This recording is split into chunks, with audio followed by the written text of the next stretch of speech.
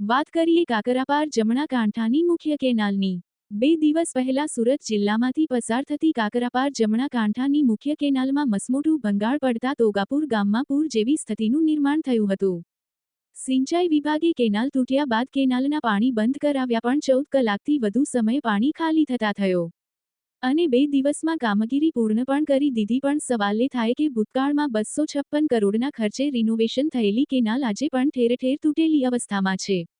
માંગરોળ તાલુકા ગુજરાત ખેડૂત સમાજના પૂર્વ પ્રમુખ કેતન ભટ્ટ દ્વારા જ્યારે કેનાલનું રિનોવેશનનું કામ શરૂ કરાયું હતું ત્યારે જ કેનાલના કામમાં વેઠના આક્ષેપ કર્યા હતા।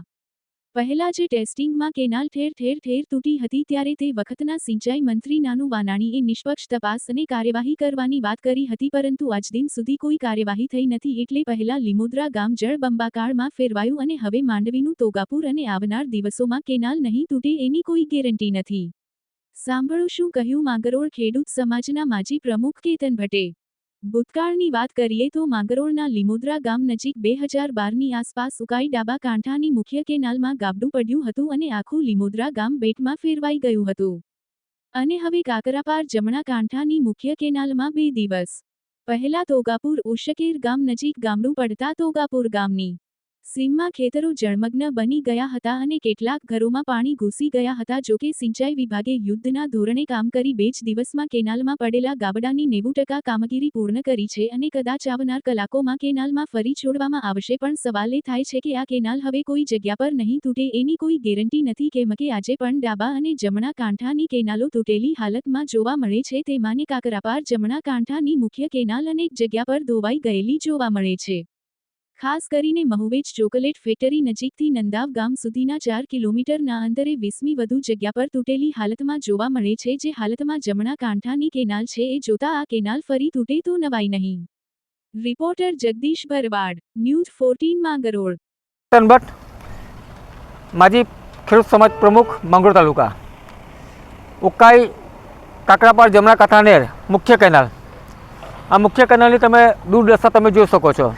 2013-14માં આ સ્થળેથી નેરનું રિકન્સ્ટ્રક્શન અને એટલે કે રિનોવેશનનું આરસીસી રિનોવેશનનું કામ ચાલુ થયું હતું। એ જ દિવસથી જે કોન્ટ્રાક્ટર દ્વારા કામ કરાયું હતું ચાલુ કરવામાં આવ્યું હતું એમાં એની થિકનેસ બાબત, એના મટીરિયલ્સ બાબત અને એની જે કપચી અને રો મટીરિયલ હતું એ બાબત પર મેં એક ખેડૂત આગેવાન તરીકે મેં સવાલ ઉઠાવ્યા હતા। પરંતુ દુઃખની વાત એ છે કે ત્યારે પણ સિંચાઈ વિભાગે ધ્યાન આપ્યું હતું અને સરકારી તંત્ર પર ધ્યાન આપ્યું હતું। જ્યારે 2013માં જ્યારે નહેર બાંધકામ થઈ હતી ત્યારે પહેલાં જ પાણીમાંથી અહીંયા ગાડી ગાબડા પડવાની શરૂઆત થઈ હતી અને આજ દિન સુધી તમે જોઈ શકો છો કે ગાબડાઓની વણઝાર છે। નહેરમાં ગાબડા નહીં પડ્યા, ગાબડાની વચ્ચે નહેર છે એમ કહીએ તો પણ ખોટું નથી। આ રૂપિયા કોણ ખાઈ ગયું?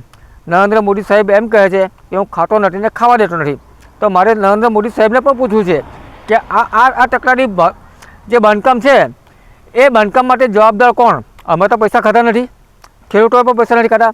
ખેડૂતોને આશા હતી કે રિકન્સ્ટ્રક્શન થાય, રિનોવેશન થાય નહેરનું તો ખેડૂતોને જલ્દી પાણી મળે, ખેડૂતોને પૂરતા છેવાડાના ખેડૂતોને પણ પાણી મળે એવો શુભ આશય સરકારશ્રીનો પણ। અમે એવું નથી કહેતા કે સરકારશ્રી એ કરતા છે, પરંતુ જે હેતુ માટે રૂપિયા ફળવાયા, નાની મોટી રકમ નથી, રૂપિયા 256 કરોડ રૂપિયાની લાગત હતી જે તે સમયે, અને એ પ્રજાના લોહી અને પરસેવાના પૈસા હતા અને અમે એનો હિસાબ માગે છે। આજે ઉશ્કેરમાં નહેર તૂટી છે, આગળ પણ તૂટી હતી।